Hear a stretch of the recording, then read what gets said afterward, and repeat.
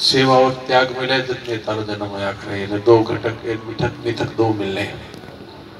एक ने सेवारी जरूरत पड़ी है तो दूसरे दूजे त्याग के मैं थारे सेवा करूँगा वो उठे ने तारो जन्म होया करे। एक गांव गली शहर क्षेत्र कस्बों परिवार पड़ोस कोई भी अटे सेवारी जरूरत पड़ी और उठे जान कोई सेवाधारी खड़ो हो गयो कि मैं हूं ना आप चिंता क्यों करें।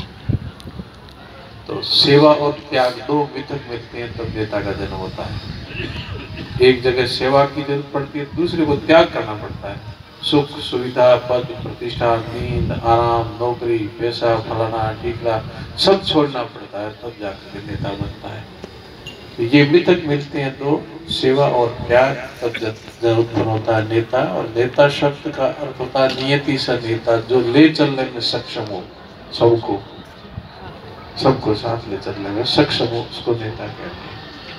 तो सीधा सीधा परिचय ये हो गया नेता का जो त्यागी पुरुष हो वो नेता होता है।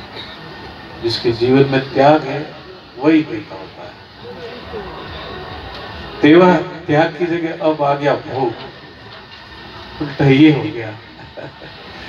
जहाँ त्यागी होनी चाहिए वहाँ त्याग कम आ गया भोग ज्यादा आ गया स्वार्थ ज्यादा आ गया चाहना ज्यादा आ गई है लालसा ज्यादा आ गई है।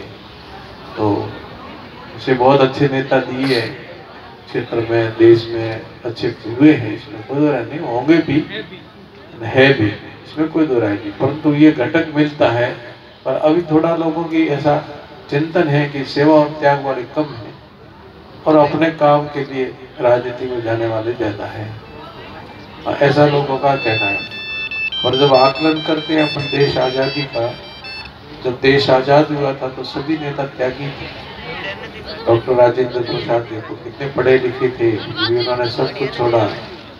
और लाल बहादुर शास्त्री जी को देख लो पटेल जी को देख लो श्यामा प्रसाद मुखर्जी को एक से बढ़कर एक कई तो ऐसे ही फांसी पर छूट गए गोलियां खाई देश आजादी के लिए नेता ऐसे बने।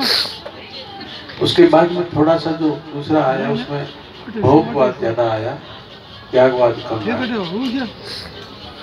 फिर भी हमारी उनके प्रति श्रद्धा आस्था रही और चलते चलते कई सालों के बाद में एक नया भारत के अंदर चिंतन पैदा हुआ पैमाना मापदंड तोलना। वर्तमान नेताओं को उस पैमाने में लाना शुरू कर दिया जो प्राचीन नेता थे कि हमारे पुराने नेता कैसे और हमारे वर्तमान नेता कैसे।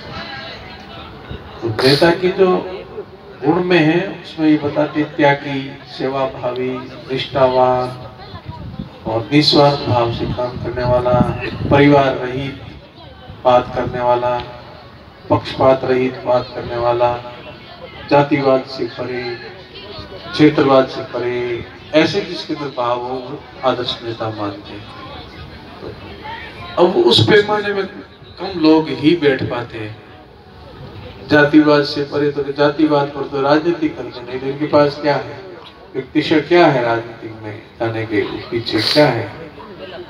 तो परिवारवाद से भी परे होने चाहिए। तो परिवार के लिए तो राजनीति में जा रहे हैं और काय के लिए जा रहे हैं राजनीति में। जातिवाद से भी परे कम लोग मिलते हैं परिवारवाद से भी परे बहुत कम लोग मिलते हैं। फिर त्यागी पुरुष बहुत कम मिलते हैं फिर विद्वान बहुत कम मिलते हैं। ये विद्वान होना चाहिए विद्वान तो भी बहुत गिना चुना कोई नेता मिलता है। कुल मिलाकर के एक ऐसा दौर है कि देश ने फिर एक आशा जगाई देश में एक इच्छा जगी कि अच्छे लोग आने चाहिए शुरू से रही है। तो किसी राजनीतिक की पार्टी की बात नहीं है परंतु अब सबका चिंतन बन गया कि हमारा सरपंच हो तो भी ऐसा आदर्श सरपंच हो त्यागी हो सेवा भावी हो परिवारवाद से परे हो जातिवाद से परे हो ऐसा हमारे गांव का सरपंच होना चाहिए। और एमएलए हो तो भी हमारी चाहना यही कि हमारा एमएलए भी ऐसा ही होना चाहिए त्यागी सेवा भावी जातिवाद से परे परिवारवाद से परे ऐसे होना चाहिए। एमपी हो तो ऐसा मुख्यमंत्री हो।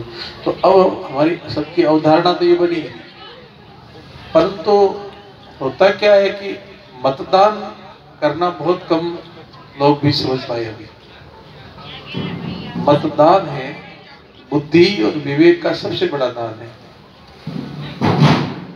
बुद्धि और विवेक से किया जाने वाला सबसे बड़ा दान ये मतदान है।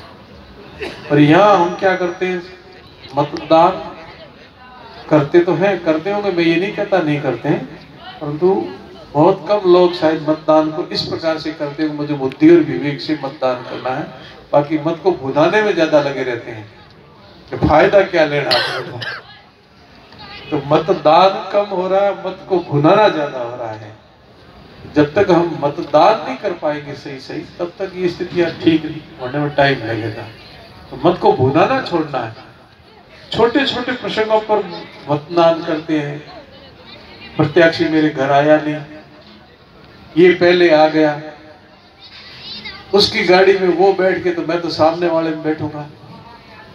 तो ये तो व्यक्तिगत आपके हो गए, स्वार्थ, चाहना, इच्छाएं। मतदान करने की प्रक्रिया में ये बातें नहीं होनी चाहिए। मतदान तो बहुत उच्च कोटि का विषय है और इसको बड़े विवेक और बुद्धि से, धैर्य से और नीति निर्धारण के लिए मतदान होता है, किसी व्यक्ति के लिए नहीं होता। जो प्रतिनिधि होता है वो तो मात्र नेतृत्व करने का एक प्रतिनिधि है। बाकी सिद्धांतों के लिए हम मतदान करते हैं कि इस पार्टी के सिद्धांत हमें पसंद आए हैं और ये पार्टी इस क्षेत्र के लिए, प्रदेश के लिए, देश के लिए अच्छा काम करेगी, इसलिए हम इसको मतदान करते हैं। अब वो तो हमारे दिमाग में है नहीं, हम तो व्यक्ति सब फायदे देखते हैं, व्यक्ति को देखते हैं, अपनी जाति रो है कि नहीं है, अपर कौम रो है कि नहीं है, अपने समाज रो है, अपने घर कुटुंब रो है कि नहीं है, तो वोट दे दो, चाहे वो केड़ो ही हो। तो ये गड़बड़ है और व्यक्ति नहीं देखना चाहिए, सिद्धांत देखने चाहिए। राष्ट्र की नीति निर्धारण में इसके क्या सिद्धांत है, क्या सोच है, इनकी क्षेत्र की नीति निर्धारण की क्या सोच है, इस निमित्त मतदान करना चाहिए। तब तो जाकर के हम लोग एक उस स्तर तक पहुंच जाएंगे जो वास्तव में जिसके लिए मतदान होता है और जिसके लिए सारी प्रजातांत्रिक हमारी प्रक्रिया है, तो तब जाके सफल हो पाएगी। प्रजातांत्रिक प्रक्रिया में अभी तक हम पूर्ण सफल नहीं है, क्योंकि अभी हमें मतदान को करना नहीं, कम लोग सीखे हैं। भगवान करें सभी लोग जागरूक हो जाए, मतदान करना सीखे और अच्छे, जैसे हमारे पूर्व राष्ट्रपति महोदय APJ अब्दुल कलाम साहब ने कहा था कि सपने देखा करो। सही कहा था उन्होंने, सपने देखने चाहिए, पर रात में नींद में नहीं, दिन में जागते जागते। रात में देखोगे तो वो सपने कुछ काम की नहीं।